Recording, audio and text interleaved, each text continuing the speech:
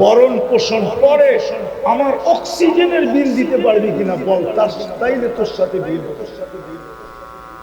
দুইজনেরটা ৩৩,০০০ টাকা ডেলি বিল দিতে হতো,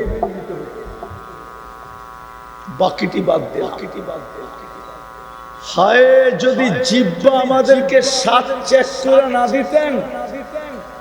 জিহ্বা কি চেক করে দেয় আমাদেরকে? আরে জোরে বলেন। যদি চেক না করে দিত, যদি এটাকে মেশিন দিয়ে যদি চেক করতে হতো, তাহলে সবার বাড়িতে এক একটা মেশিন কিনতে হতো। হতে পারতো মেশিন ভুল চার্জ, যদি ভুল রিপোর্টও দিতে পারতো। বাংলাদেশে প্রতি মাসে না ডেলি প্যাথোলজি সেন্টার, হাসপাতাল শত ভুল রিপোর্ট দেয় না, দেয় না? প্রমাণ দিব। তাইলে পয়সাওয়ালারা বাংলাদেশ ছেড়া বিদেশে চিকিৎসার জন্য কেন যায়? চিকিৎসা শিক্ষা তো সারা দুনিয়া একরকম, কোনো পার্থক্য নাই। সারা দুনিয়ায় চিকিৎসা বই একটাই, চিকিৎসার ধারা একটাই, কিন্তু বিদেশে কেন চলে যায় আমাদের দেশের সম্পদশালীরা? বিদেশে কেন যায়? দেশে কেন চিকিৎসা করায় না? ওরা জানে আমাদের দেশে সঠিক রিপোর্ট নাও হতে পারে। মেশিন দিয়ে যদি আপনি স্বাদ চেক করতেন, হতে পারতো মেশিন বলতো স্বাদ ঠিক আছে, খাওয়ার পরে দেখা যেত পুরা ডায়রিয়া হইতে হইতে হইতে হইতে কবরস্থান। তো আমি যেটা বুঝাইতেছিলাম, প্রস্তুতি কত। কালকে এই চেহারাটা আল্লাহকে কি করে দেখাবো? প্রস্তুতির ভিত্তিতে আল্লাহর কাছে আমাদের মূল্য হবে। প্রস্তুতি ব্যতীত কারো মূল্য আল্লাহর কাছে নাই। কসম খোদার, কারো মূল্য আল্লাহর কাছে নাই। প্রস্তুতি ব্যতীত কারো মূল্য আল্লাহর কাছে নাই। প্রস্তুতি আছে তো ফকিরেরও মূল্য আছে। দুই একটা দেখায় আমি শেষ করতেছি। যুবক বলে ভিক্ষুকের গালে থাপ্পড় বসায় দিছে। ভিক্ষুক প্রতিবাদও করে নাই, প্রতিরোধও করে নাই, উপরে তাকায় আর ঠোঁট নাড়ায় জানি কি বইলা দিছে। বলতে দেরি, যুবক মরতে দেরি হয় না। পুরা গ্রামবাসী চলে আসছে, কি করলা? বলছে কিচ্ছু করি নাই। কমলা তো গেল, প্রেমের খেলা হয়ে গেল, প্রেমের খেলা। বলছে এখানে আবার প্রেম আসলো কোত্থেকা? বলে ওর প্রেমিকার গায়ে আমার পায়ের কাদা লাগছে, ও সইতে পারে না। যৌবনী শক্তি দিয়ে আমার মতো ভিক্ষুক বৃদ্ধে গালে থাপ্পড় বসায় দিছে। আমাকেও একজন ভালোবাসে, উনি সইতে পারে না। উনিও প্রতিশোধ জান নিয়েছেন, উনিও সইতে পারে না। আমাকে একজন ভালোবাসে। এই হলো প্রস্তুতির মূল্য। ভিক্ষুক তাতে কি আসে? বেলাল কৃতদাস ছিল, তাতে কি আসে যায়? কিন্তু প্রস্তুতি ছিল তো আল্লাহর কাছে। মূল্য কতটুকু জানেন? কিয়ামতের দিন আল্লাহ আমলনামা চাবে না, শুধু আবেদন করবে একটা আযান শোনায় দাও, আযিন লানাল ইয়াউমা ইয়া বেলাল। কিয়ামতের দিন শুধু বেলাল রাদিয়াল্লাহু তাআলা আনহু একটা আযান শোনাবে। সারা দুনিয়া বেলালি আওয়াজ শুনবে, আমরাও শুনবো। অথচ কৃতদাস রাবেয়াকে, রাবেয়া বসরিকে চিনে না এরকম কোন মহিলা আছে বাংলাদেশে যে রাবেয়া বসরিকে চিনে না? আপনারা চিনেন না রাবেয়া বসরিকে? চিনেন? নাম শুনছেন কোনদিন? রাবেয়া বসরি তো কৃতদাসী ছিল। আমি তো ওনার বাড়ি 6 বার দেখছি, 6 বার। ওনার বাড়ি আমি 6 বার দেখছি পর্যন্ত। উনি তো কৃতদাসী ছিল। আজ পর্যন্ত ওনার নাম আমাদের মুখে মুখে কেন? সে প্রস্তুতি নিছে। অথচ কৃতদাস, দাস না, কৃতদাস। 33 বছর বয়সে তার দুনিয়ার থেকে চলে গেছে।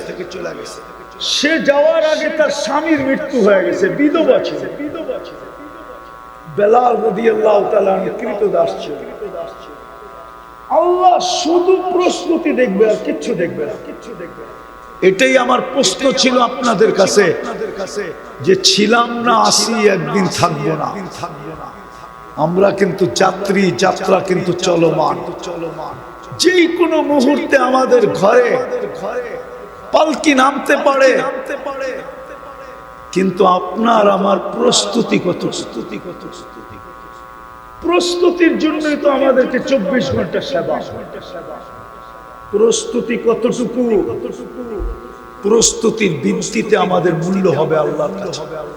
যুবক, তোমারও মূল্য হবে প্রস্তুতির ভিত্তিতে, পুরুষেরও মূল্য হবে প্রস্তুতির ভিত্তিতে, নারীরও মূল্য হবে প্রস্তুতির ভিত্তিতে। কেমন মূল্য জানেন?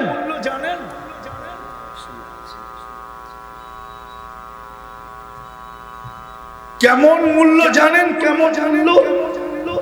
আমি একটা দুটা শুধু দেখায় শেষ করতেছি।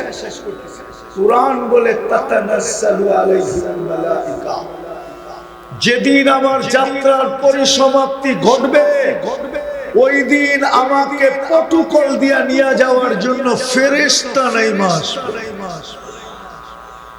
ফেরেশতা না,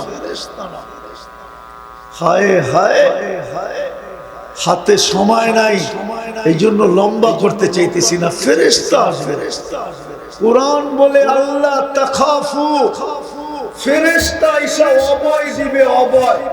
তোমার কোনো ভয় নাই, আল্লাহ তাখাফু, কোনো ঘাটির তোমার কোনো ভয় নাই। ওয়ালা তাহজানু, তোমার কোনো চিন্তা নাই। বরং বলবে পর্দা সরাবে, আর বলবে পর্দা সরাবে, আর ইশারা দিয়ে দেখাবে আপনি আর আমি দেখব। বলবে আবশিরু বিল জান্নাতিল্লাতী কুনতুম তুআদুন, তাকায়া দেখো ওই যে জান্নাত। কসম খোদার তারাশের মানুষ, দুনিয়ার মানুষ গোসল দেখার না দেখ, হাদিস বলে, হাদিস কিতাব বলে, আল্লাহ বলবে গাসসিলু ক্বাবলা আন ইউগাসসালু। দুনিয়ার মানুষ গোসল দেখার না দেখ, তোমরা গোসল দিয়া দাও। দুনিয়ার মানুষ কাফন পরা কার না পরা, হুকুম আসবে কাফিনু ক্বাবলা আন ইউকাফানু, তোমরা জান্নাতের কাফন পরায়া দাও। দুনিয়ার মানুষ কাফন পরা কার না পরা।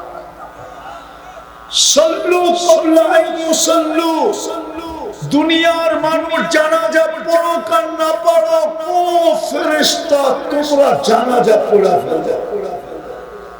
কুমু সুফুফান ইলা কবরিহি ওয়াস্তাকবিলু, কবর পর্যন্ত 2 লাইন ধরে দাঁড়াও আর আমার বান্দার শরীরকে স্বাগত জানাও। কবরের পাশে যখন লাশ পৌঁছবে তো কবর সালাম দিয়া বলবে ইদান উহাব্বিলু লাকা বাতনি খাদরা, তোকে রাখতে দেরি, আমার পেটটা সবুজ শ্যামল হতে দিবে না। ওয়া ইউহাব্বিল জিসমাকা নূরা, তোমার শরীর আলোতে আলোকিত হতে দেরি হবে না। ওয়া ইয়াসআদুকা ইলাল্লাহ, তোমার নূর আল্লাহর সান্নিধ্যে চলে যাবে। তারাল জান্নাত গুদুওয়া ওয়া আশিয়া, তুমি সকাল বিকাল জান্নাত দেখতে চাও। এটার নাম হলো প্রস্তুতি। এটার নাম হলো প্রস্তুতি। প্রস্তুতির ভিত্তিতে মূল্য হবে। প্রস্তুতির ভিত্তিতে আজও যদি যুবক ইচ্ছা করে তাহলে ওই যুবক হইতে পারে যাকে দেখা আল্লাহ বলবে লাউলা শাবাবা উশা। যুবক, তুমি না থাকলে আকাশ লোহা, জমিন তামার, মাটিগুলা বালু, একটা বৃষ্টির ফোঁটা না, একটা শস্যের দানা না, আমি সবাইকে মাটির সাথে মিলাই। কেননা 5 বেলা আল্লাহ ডাকে, 90% মানুষ মসজিদে আসে। জুমার দিন তাও 30% মুসলমান জুমার নামাজ পড়ে। সত্য তো? না মিথ্যা? জান্নাত এক ডোক পানির বিনিময়ে দিতে চাইল। এক ডোক বোঝেন? কতটুক? এতটুক, ঠিক না? জান্নাত রমজানে এক ডোক পানির বিনিময়ে দিতে চাইল, কিন্তু এই মজমার একজনও নিচ্ছে কিনা? হাদিসে তো ছিল মান ফাত্তারা সাইমান শুরবাতা মা, যে কোনো রোজাদারকে হাতে পায়ে ধরে এক ঢোক পানি দিয়া রোজা খোলাবে, ফালাহু ইফতু রাকাবাতিন, আল্লাহর রাসূল গ্যারান্টি দিতেছে সে যেন নিজেকে জাহান্নাম থেকে মুক্ত করলো।